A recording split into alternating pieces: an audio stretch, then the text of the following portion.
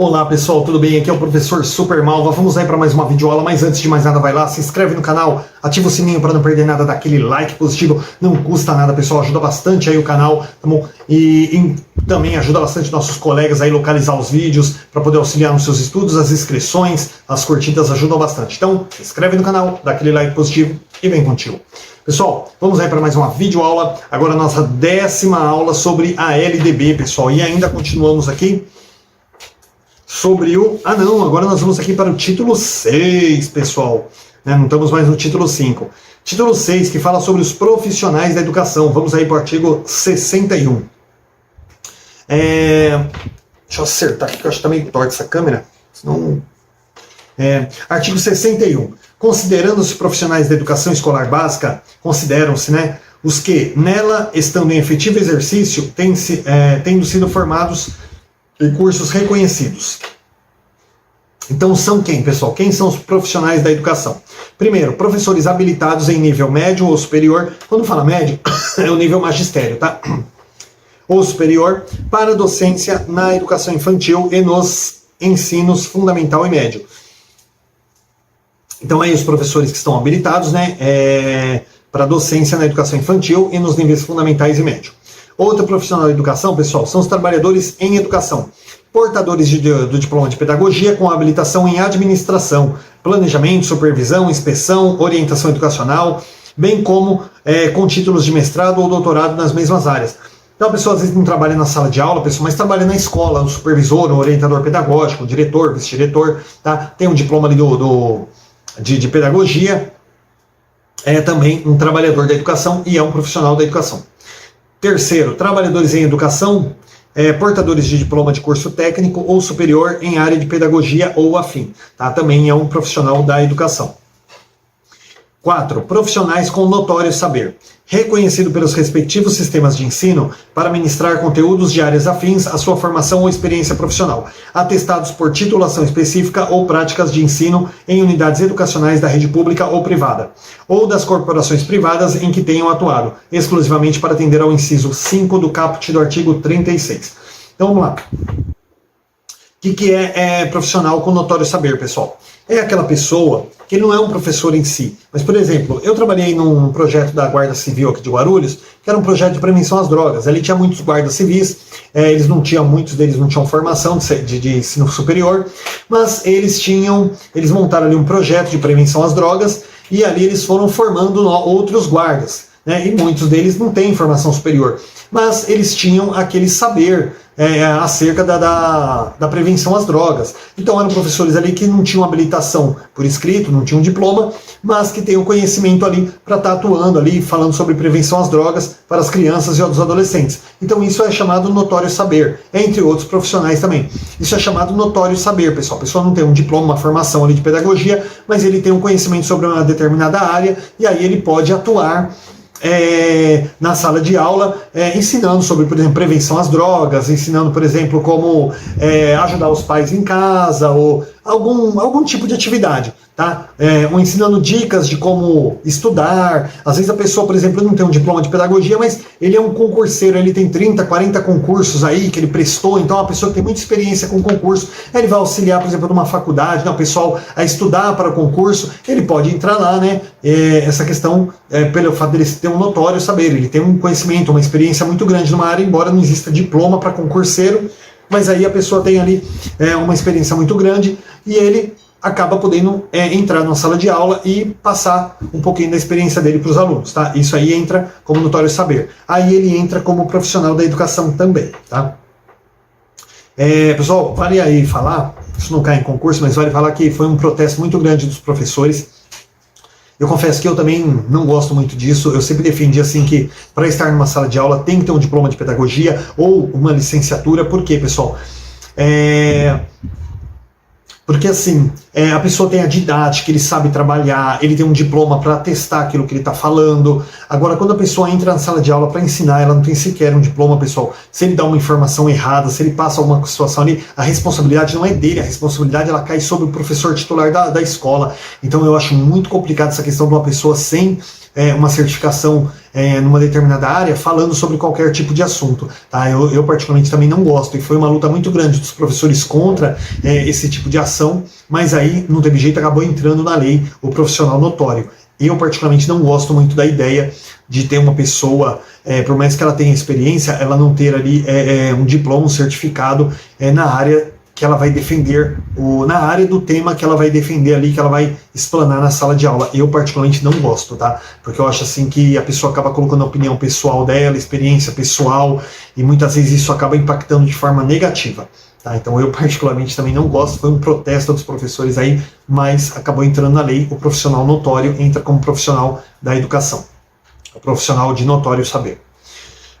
Inciso 5. Profissionais graduados que tenham feito complementação pedagógica conforme disposto pelo Conselho Nacional de Educação. Então, assim, o que é um profissional graduado com complementação? Minha esposa, por exemplo, ela fez letras e ela pegou habilitação no inglês, né? Ela dá aula de inglês, aí já bastante tempo no estado, já 30 anos aí na rede estadual de ensino. E o que ela fez, pessoal? Como ela já tinha letras, ela não tinha necessidade de, por exemplo, fazer uma pedagogia. O que ela fez? Ela fez a complementação pedagógica.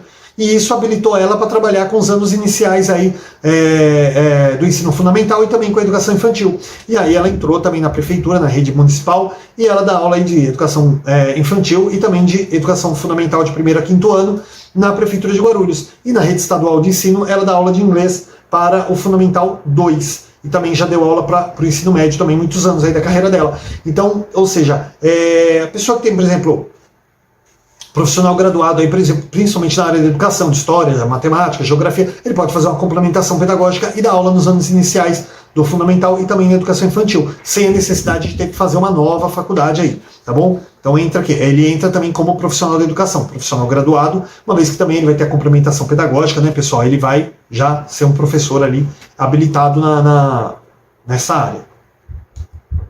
Faz muito sentido, né, colocar o profissional graduado como profissional da educação, uma vez que a complementação pedagógica já coloca ele como um profissional da educação automaticamente.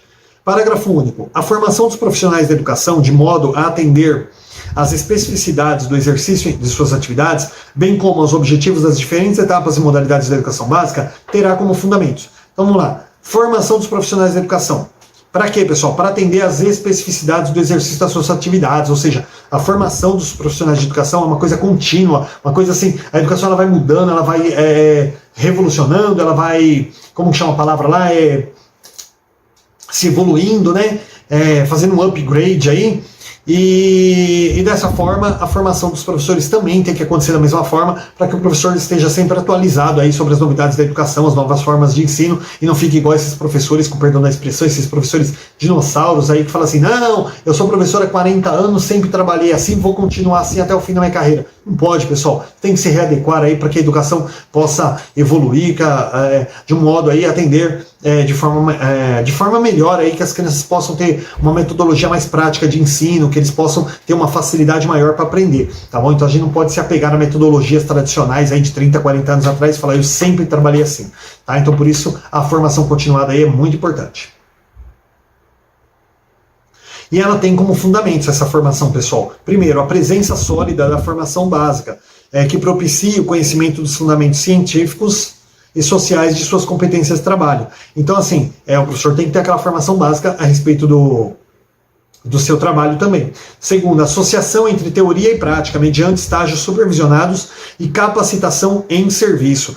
Pessoal, o que é associação entre teoria e prática, pessoal? O professor sai da faculdade, ele aprendeu um monte de coisa bonita, ele quer mudar o mundo, mas ele não sabe aplicar isso na sala de aula. Então precisa ter essa associação da teoria com a prática. Como que eu vou transformar a teoria com a prática? Como que eu vou transformar a teoria em prática, né, de ensino aí para poder trabalhar com as crianças, tá? Então precisa ter essa associação aí. Terceiro, o aproveitamento da formação e experiências anteriores em instituições de ensino e em outras atividades. Então, assim, pessoal, aproveitar também a sua formação, experiências anteriores aí em outras áreas, né, e ver o que você pode aproveitar isso na sala de aula também, aproveitar isso como professor. Tá? Artigo 62.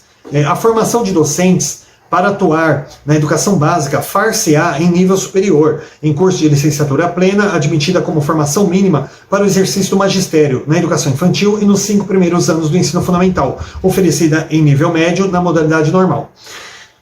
Então, assim,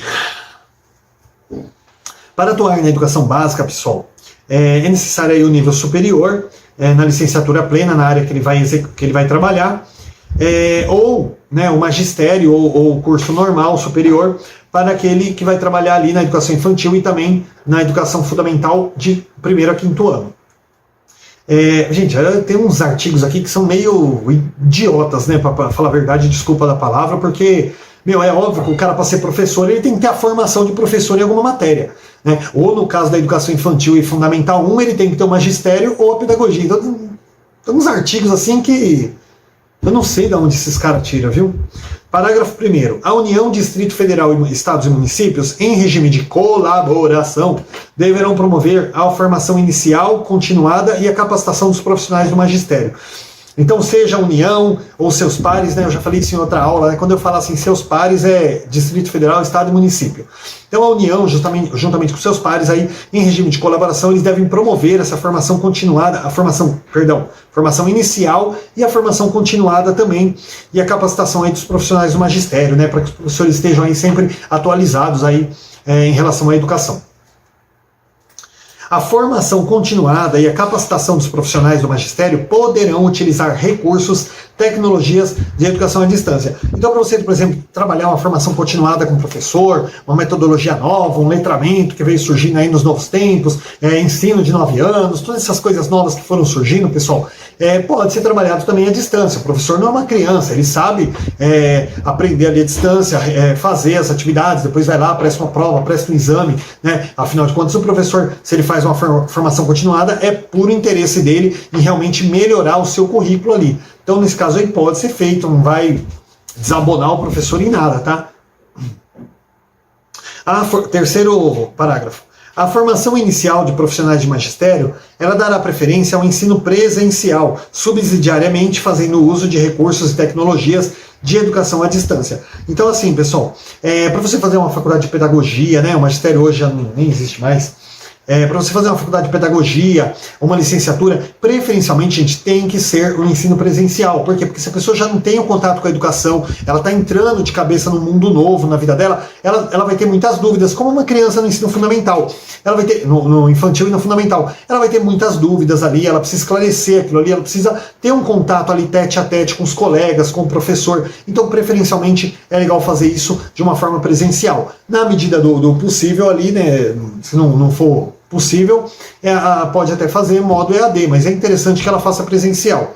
Agora, as tecnologias de educação à distância, isso aí pode ser para sanar uma dúvida, alguma coisa, mas preferencialmente é legal aí que a pessoa que não tem contato, principalmente, faça o curso no modo presencial. Parágrafo 4º. A União e seus pares, né, distrito, estado, município, adotarão mecanismos facilitadores de acesso e permanência em curso de formação de docentes em nível superior para atuar na educação básica pública.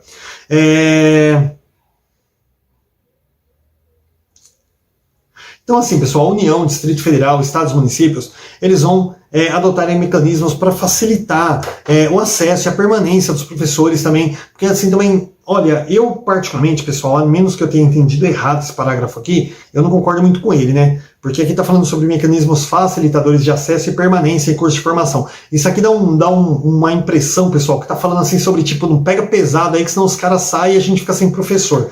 E, na verdade, o curso para ser professor, seja licenciatura de qualquer área ou pedagogia, pessoal, acho que deveria ser o curso mais ferrado das faculdades, sabe? Aquele curso mais exigente mesmo, porque afinal de contas, acho que de todos os profissionais aí que tem que ter uma competência muito grande aí, eu acho que o que mais tem que ser o mais competente de todos é o professor, porque é ele que vai formar os demais. Então eu acho realmente assim, que a menos que eu tenha entendido errado, alguém me corrija aí, mas se você falar sobre essa questão de formação de docente, assim, de acesso, permanência,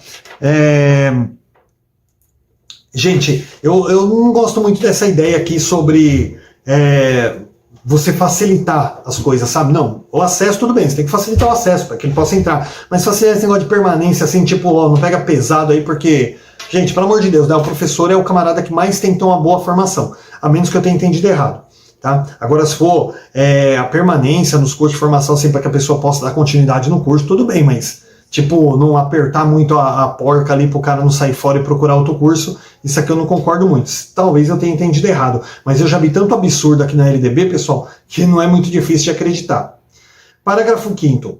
A União, o Distrito Federal, os estados e municípios incentivarão a formação de profissionais do magistério para atuar na educação básica pública, mediante programa institucional de bolsa de iniciação à docência a estudantes matriculados em cursos de licenciatura, de graduação plena nas instituições de educação superior.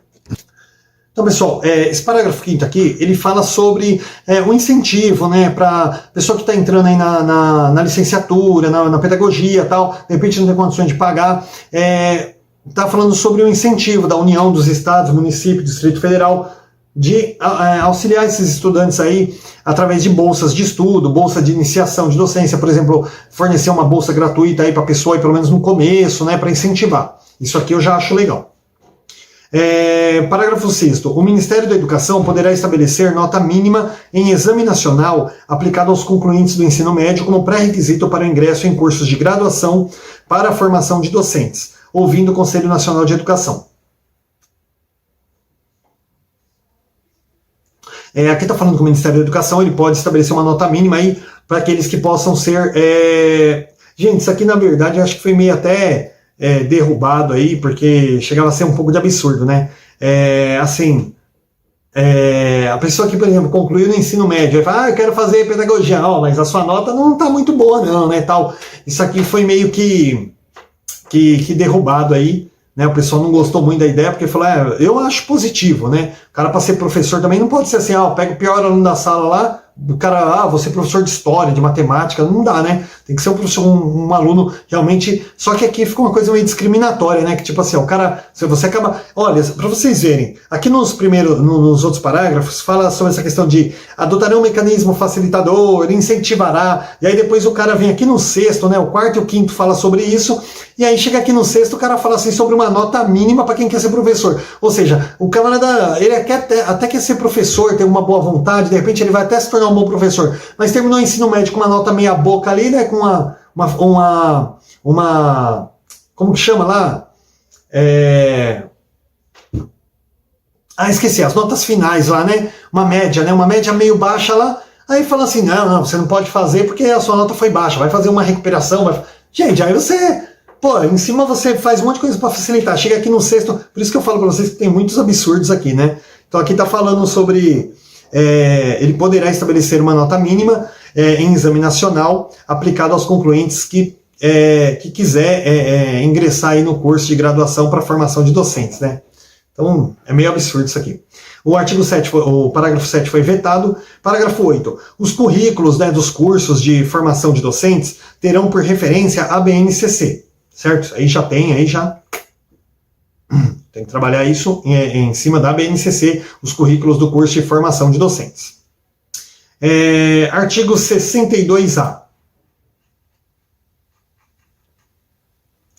A formação dos profissionais, a que se refere o inciso 3 do artigo 61, far-se-á por meio de cursos de conteúdo técnico-pedagógico em nível médio ou superior, incluindo habilitações tecnológicas.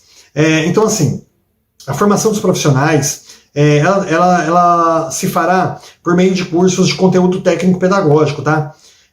Incluindo as habilitações tecnológicas aí. Então, vai trabalhar em modo de cursos técnico-pedagógico. Não vai ser aquela coisa sempre teórica ali, tem que ser uma coisa mais focada ali em determinadas áreas, tá? Tipo assim, fazer um curso, vamos fazer um curso de formação do professor? Tá, vamos fazer uma formação em letramento, vamos fazer uma formação em ludicidade, então é sempre focar em alguma coisa ali, não um curso de formação solto no ar, tá?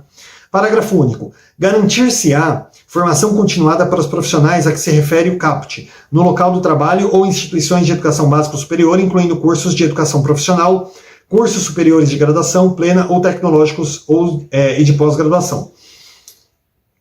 Então, assim, pessoal, vai se garantir aí uma formação continuada para os profissionais, que se refere o caput, no local de trabalho deles, ou em outras instituições, aí caso não tenha uma dinâmica legal na escola, não seja possível, por excesso de alunos, excesso de horário de aula, aí pode também ser feito numa instituição de educação básica aí, ou superior, tá? Não tem problema, mas de preferência, né, dentro do seu local de trabalho mesmo. Artigo 62b. O acesso de professores das redes públicas de educação básica a cursos superiores de pedagogia e licenciatura será efetivado por meio de processo seletivo diferenciado. Então, assim, pessoal, aqui quando fala assim, professor da rede pública, mas o cara já não é professor? Tá, mas é o seguinte, o cara ele dá aula na rede estadual, de 5º ano até o ensino médio, né? Dá aula de matemática. Aí ele quer fazer uma pedagogia para dar aula de 1º a 5º ano. Então, assim, ele tem um processo seletivo diferenciado, ele não tem a pedagogia, ele vai fazer uma complementação pedagógica. Da mesma forma, o cara que tem a pedagogia ali, aí ele quer, eu quero dar aula de história, de matemática, de português. Então ele vai ter um processo seletivo diferenciado, uma vez que ele já é professor, que ele já tem isso, para poder fazer a licenciatura que ele gostaria, tá? Um ou outro. Parágrafo 1º do artigo 62b. Terão direito de pleitear o acesso previsto no caput deste artigo os professores da rede pública, municipais, estaduais, federais, que ingressaram por concurso público, que tenham pelo menos 3 anos de exercício da profissão e não sejam portadores de diploma de graduação.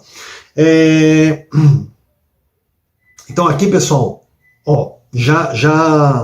aqui já falou uma coisa, eu falei besteira, e agora eu tenho que voltar ao que eu falei, porque aqui não ficou muito bem explicado, e aí eu devia ter lido o parágrafo antes. Aborta tudo que eu falei. Gente, quando fala de acesso de professor da rede pública, é aquele que tem o magistério e não tem o curso superior, tá? Esquece tudo que eu falei. Devia ter lido antes aqui e acabei falando besteira. Vamos lá. Então, assim, quem vai pleitear esse acesso previsto no caput do artigo é aquele profissional que não tenha diploma de graduação. Se não, se ele tem e já quer fazer um outro aí ele vai entrar no processo normal. Parágrafo 2º. As instituições de ensino responsáveis pela oferta de cursos de pedagogia e outras licenciaturas definirão critérios adicionais de seleção sempre que ocorrerem aos certames interessados em número superior ao de vagas disponíveis para os respectivos cursos. Então, assim, pessoal, quando está lá o professor lá, fala assim, eu quero fazer pedagogia, eu quero fazer isso aqui. Só que, assim, o número de professores que querem fazer é muito maior do que as vagas disponibilizadas pela universidade. Então, o processo seletivo não vai ocorrer daquela forma separada, ela vai ocorrer de forma geral, tá? Porque não dá para atender todo mundo, então dessa forma aí vai ser colocado de forma geral, tá bom? Parágrafo 3º. Sem prejuízo dos concursos seletivos a serem definidos em regulamento pelas universidades, terão prioridade de ingresso os professores que optarem por cursos de licenciatura em matemática, física, química, biologia e língua portuguesa, tá? Que são matérias aí consideradas essenciais, de suma importância aí, né? As poderosas lá que não podem faltar. Então, assim, então a prioridade no ingresso aí são os professores que optarem por esses cursos dessas licenciaturas aqui, matemática, física, química, biologia e língua portuguesa. Artigo 63, pessoal. Vê aí que a gente consegue terminar a tempo. O artigo 63. Os institutos superiores de educação manterão, primeiro, cursos formadores de profissionais para educação básica, inclusive o curso normal superior destinado à formação de docentes para a educação infantil e as primeiras séries do ensino fundamental. Então, os institutos superiores eles têm que manter esse curso da educação básica, que seria o normal, tanto a pedagogia quanto o normal superior. Segundo, programas de formação pedagógica para portadores de diploma de educação superior que queiram se dedicar à educação básica. Tá? No caso aí, os professores de licenciatura que quiserem fazer a pedagogia. Parágrafo 3º, programas de educação continuada para os profissionais de educação dos diversos níveis, tá? Então, a educação continuada aí, o professor que quiser se especializar numa determinada área, ele já é formado e fala assim, eu queria fazer uma especialização em letramento, tá? Então, não pode ser também tirado esses cursos aí, tá? Curso de formação continuada.